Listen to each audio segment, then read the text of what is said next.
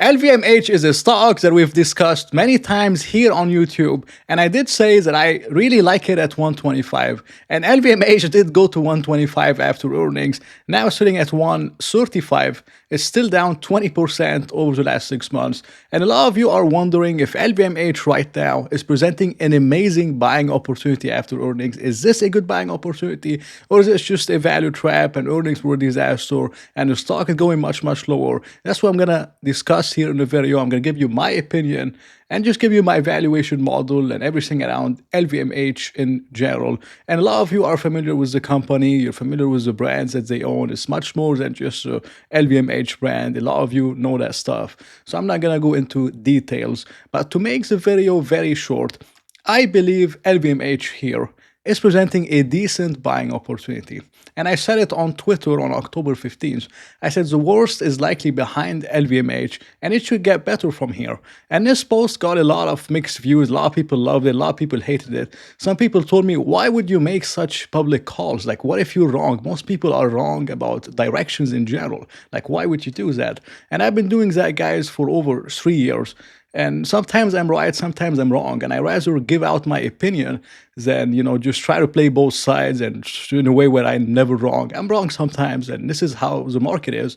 But I've been more right than wrong, and that's why you guys watch my channel. So I still believe LVMH, the worst is behind them, and I'm going to explain to you why in the video.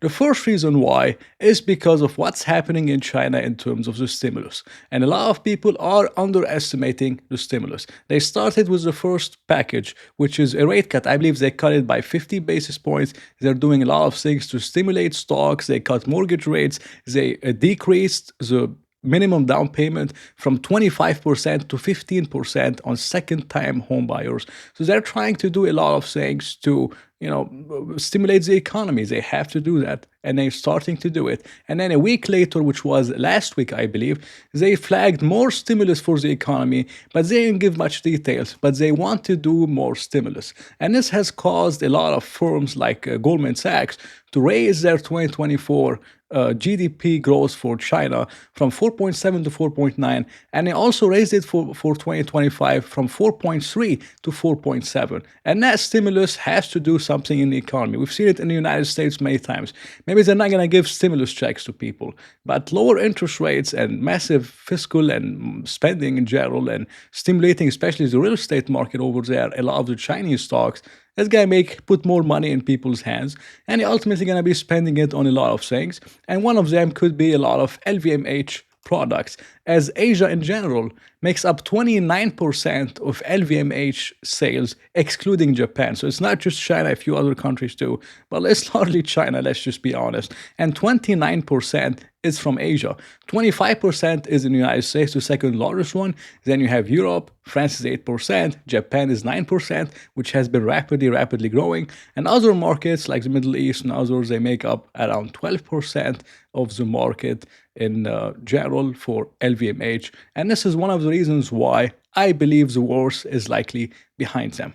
And if you take a look at a little bit more details, most of the decline has been coming from Asia, and it's been getting better from negative 16% to negative 12% on the quarter. Japan is still extremely strong, offsetting a lot of the weakness in Asia, up 36%.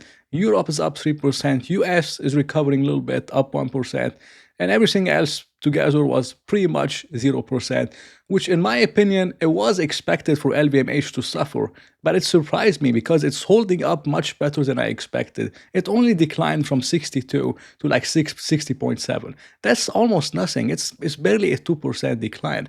For what's happening to a lot of retail companies, you take a look at Kering, which own Gucci and all those brands, and many other brands, many other retailers, they're suffering a lot. But LVMH is only down 2% on revenues. That's very impressive. I was very surprised. I expected something much worse, but it wasn't as bad as I was personally expecting. And 2% isn't too bad for what's happening in China. And China right now is nearing an inflection point. Chinese stocks started to rally. They got a little bit overextended. They're pulling back down. And, it's started to get better. It has to get better from here. And the main reason why I said that the worst is behind LVMH, and that, of course, surprised a lot of people, is because the way stocks bottom is whenever you look at a stock, and you just feel that it can't really get much worse from here because China, it's already bad. It's been bad for 2 years. They're starting to stimulate, so you have something that's nearing an inflection point. And even in the United States, we're gonna start to stimulate very soon. Interest rates gonna come down. The balance sheet eventually has to stop coming down. Maybe it could start being flat or going up again. So you have the biggest two markets, which are Asia and the United States. In total, that's like 62%. Both of those countries are nearing an inflection point in terms of stimulus. And do you think this is the time to be bearish on LVMH? I don't think so. I think this is how LVMH could potentially bottom and it could start getting better from here, especially when you're looking at 2025 numbers, comparing them to 2024 numbers. It's going to look much better for LVMH, in my personal opinion. And most of the decline is still in wine and spirits, down 8%. And this is the same for a lot of those companies like DEO and many others. They've been suffering a lot and still down 8%. Everything else hasn't been too bad, but mainly jewelry, watches, spirits are down 8% and 3%. It's not too bad.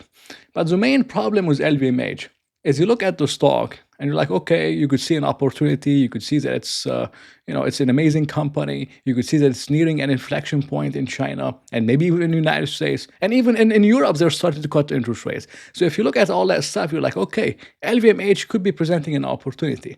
But if you look at LVMH PE ratio, it's still sitting at 20 times. It's not a bargain, but 20 times for LVMH is pretty much March 2020 lows.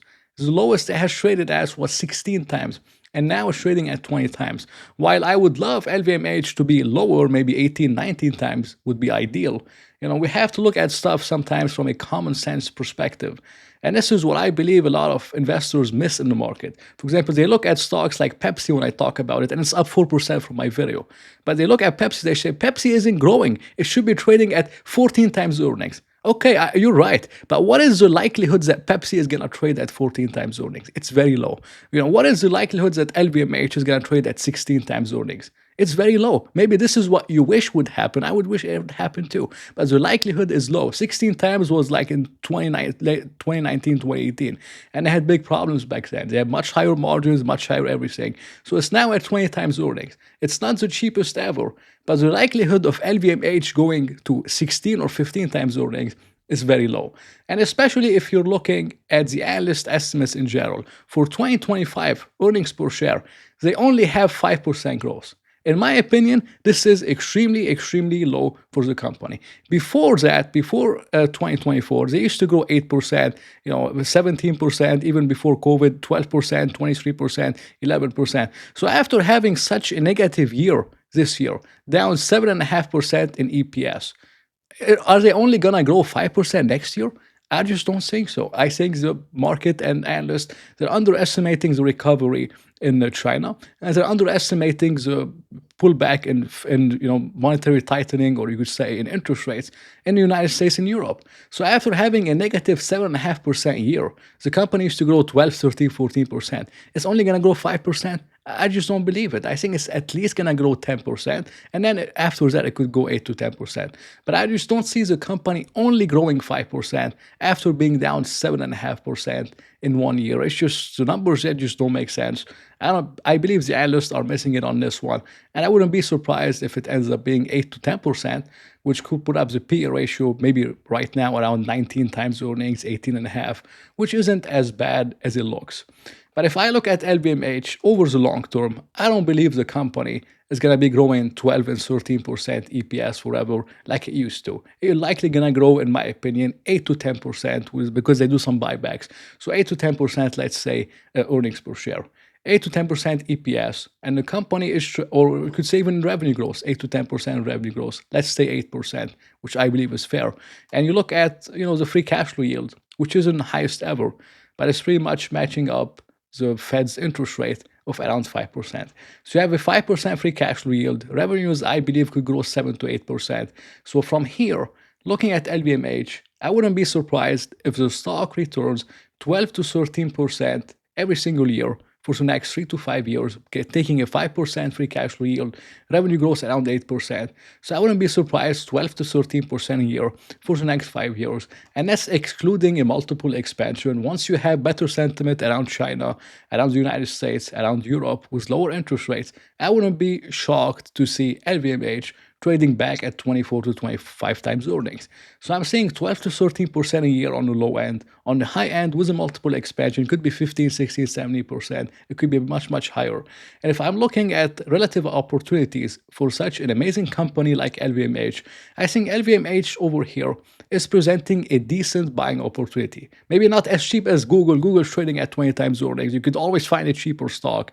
But for me, looking at LVMH, I don't think this is really a bad opportunity. And I still believe the worst is likely behind LVMH, and it will likely get better from here over the upcoming quarters. We're gonna revisit this video. Maybe I'm right, maybe I'm wrong. We're gonna find out. But this is my opinion on LVMH, not financial advice. I hope you enjoyed it. If you did, please press the like button and maybe consider subscribing. So I'll talk to you in another